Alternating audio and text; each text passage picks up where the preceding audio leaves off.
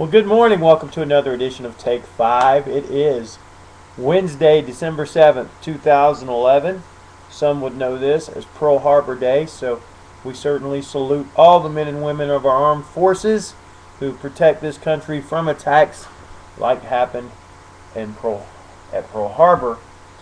It's 70 years ago, I guess, and you continue to protect us to this day. So thank you very much if you serve in our military.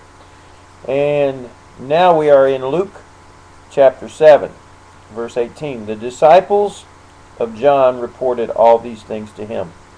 And John, calling two of his disciples to him, sent them to the Lord, saying, Are you the one who is to come, or shall we look for another? And when the men had come to him, they said, John the Baptist has sent us to you, saying, Are you the one who is to come, or shall we look for another? In that hour he healed many people of diseases and plagues and evil spirits, and on many who were blind he bestowed sight. And he answered them, Go and tell John what you have seen and heard. The blind receive their sight, the lame walk, lepers are cleansed, and the deaf hear. The dead are raised up.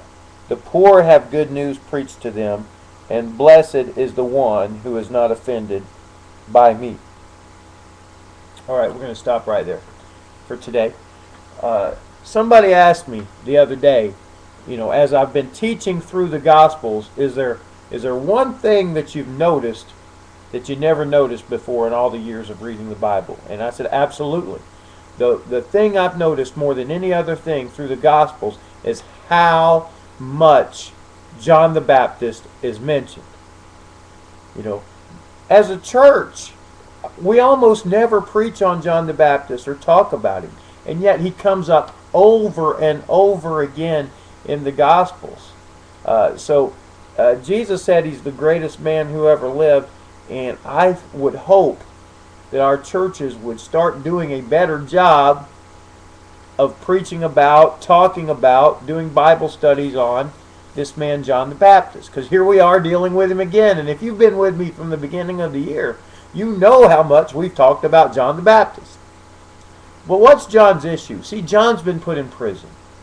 John was put in prison because he was preaching the truth about divorce, and that's never popular. I've taken some heat on some of the things I've taught about divorce, but I'm just teaching the Word of God.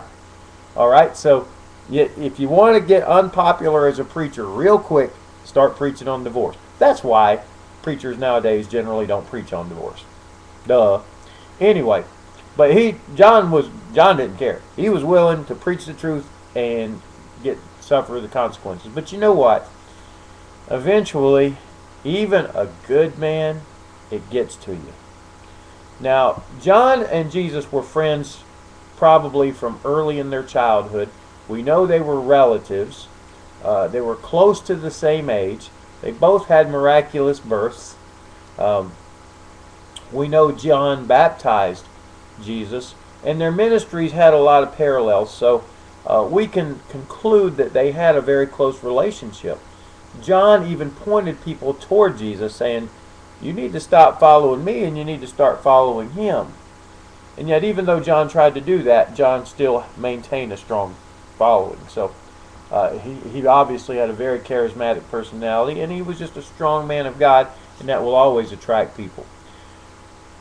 But even a strong man can start to have his doubts. And that's encouraging to me. If you sometimes have doubts, you sometimes wonder, is God really who he says he is, or is he going to come through? And usually these doubts come when you're faced with really difficult situations. And John was in a very difficult situation there in prison. And believe me, prisons back then weren't like they are now. He didn't have cell phone and texting, and I don't know if they have that in prisons nowadays, by the way. I haven't been. But electricity, they didn't even have basics back then. So prisons were really, really rough. And that's where he was. And so he's wondering. So he sends some of his messengers. Apparently he was allowed to have visitors and things like that. So he sends some of his guys to go talk to Jesus. Well, it just so happens when they show up, Jesus is at it. I mean, he's got it going on. He's healing people. He's casting out demons. He's healing the sick. He's making blind people see. He's making deaf people hear. I mean, it's one of his really, really hot days for doing that kind of stuff. And so they get a question for Jesus. They say, "Hey, John wants to know, are you the one? Are you the one?" When you're facing difficulty, that's when you start asking this stuff. Are you really who you say you are? And Jesus doesn't answer it directly. He kind of gives an indirect answer. He says, "You guys look around. You look at all these people I've just healed and cast demons out of, and restored vision, and restored speech, and cured leprosy and things like that. You look around. You look at this mob of people that I've taken care of, and you go back and tell John what you've seen and heard." All right? And that's what I would say to you. If you're starting to doubt and wonder about God, just look at what He's already done. And the God that did all of it before is going to do it all again for you, or whatever you need. Now, if you need to stay in the situation you're in for a little while, He'll leave you there for a little while, but not forever. He is going to come through. Unfortunately for John, he didn't get delivered from that.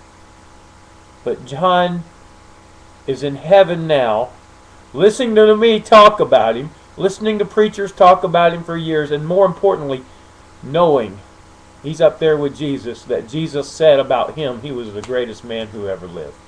What an honor. He was so great, as a matter of fact, we're not done talking about Him. We're going to come and talk about Him tomorrow, and maybe the next day after that. And we'll continue to talk about John as we go through the Gospels, the most underappreciated guy, in my opinion, in the New Testament.